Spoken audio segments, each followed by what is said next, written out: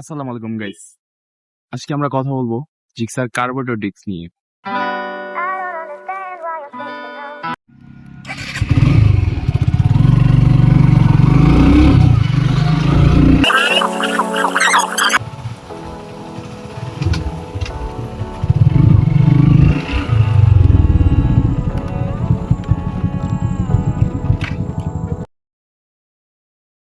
বাইকটা নিয়ে আমি খুব শখ করে, নাম হচ্ছে Suzuki Gixxer carburettor disk.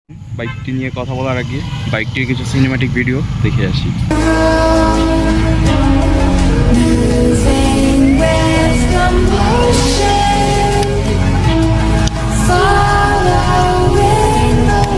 Welcome to Suzuki Airlines.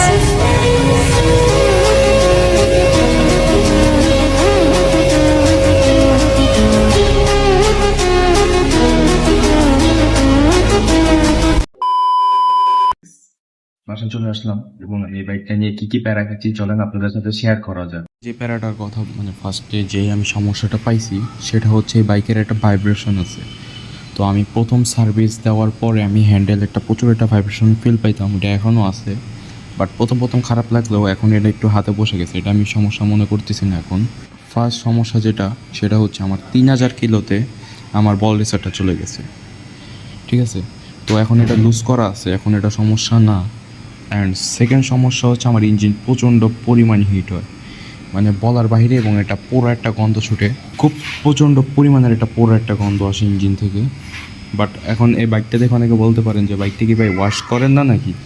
ভাই ওয়াশ করি, আমাদের এলাকাটা এতটা একটা বাজে একটা রোড, ওয়াশ করার পরেও এই অবস্থা হয়ে যায়।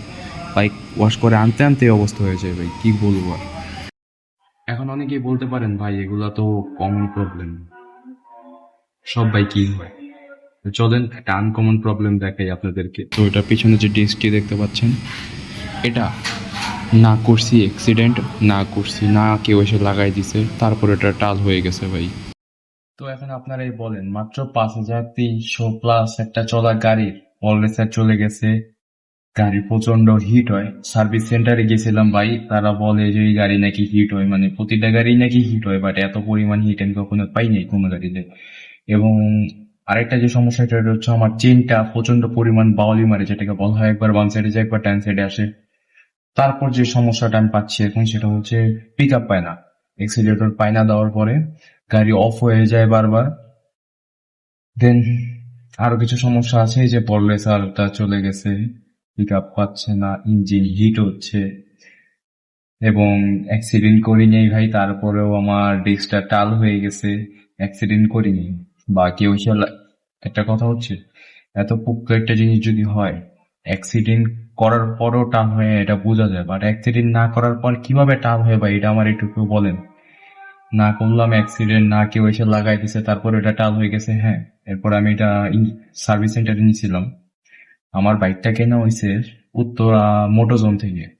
তো আমি ওইখানে যাওয়ার সময় পাইনি, তো আমি সাভার গেছিলাম। সাভারে যে রেডিও কলোনি সুজুকি সার্ভিস সেন্টারটা আছে, এই সুজুকির যে শোরুমটা আছে, এই জাহাঙ্গীর মোটরস, সেখানে গেছিলাম। তারা বললো এটা নাকি কোনো ওয়ারেন্টি দেয় না, ইঞ্জিনের একটা কিছু একটা ওয়ারেন্টি দেয়, বাট বাইকের অন্য কোনো কিছুর ওয়ারেন্টি তারা দেয় না সুজুকি থেকে।